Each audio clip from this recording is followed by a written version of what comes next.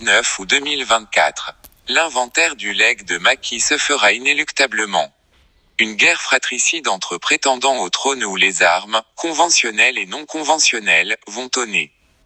Un dicton africain recommande de ne point parler de l'héritage du roi tant que celui-ci est en vie.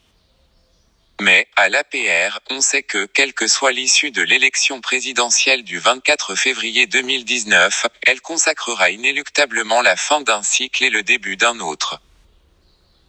Dans cette formation, née seulement en 2008 et qui s'est frottée aux élections en 2009 dans le cadre de Dekalengor, ont émergé des jeunes loups aux dents suffisamment acérées pour prétendre à l'héritage de Macky Sall qui, à moins qu'il n'ait piqué le virus du troisième mandat, devra, au plus tard, passer le flambeau en 2024.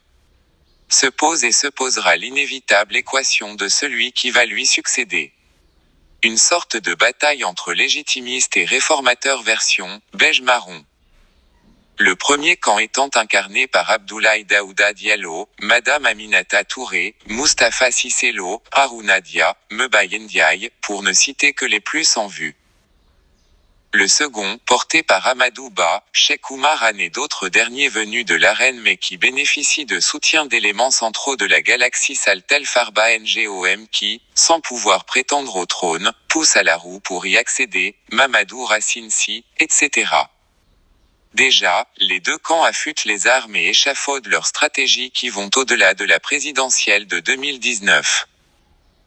Le camp légitimiste repose donc sur les frêles épaules d'un Abdoulaye Daouda Diallo, débarqué du secrétariat général de l'IPRES pour collusion avec l'ennemi et envoyé au garage du bloc fiscal où il était réduit à faire sa revue de presse quotidienne. Avec ironie de l'histoire comme patron, un certain Amadou Ba, alors directeur général des impôts et domaines. Entre les deux, c'est je t'aime, moi, non plus.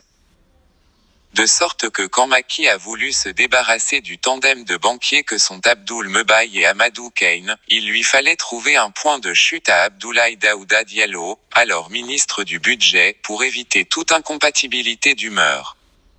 Diallo à la place Washington, Ba à Pétavin, les vaches sont bien gardées, pour le moment. Tout ce qui les réunit, c'est la table du Conseil des ministres.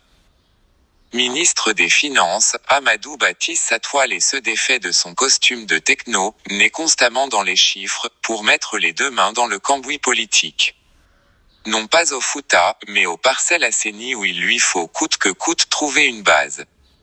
Alors, lui à Dakar, son frère ennemi au Fouta, la bataille est différée de quelques mois ou années.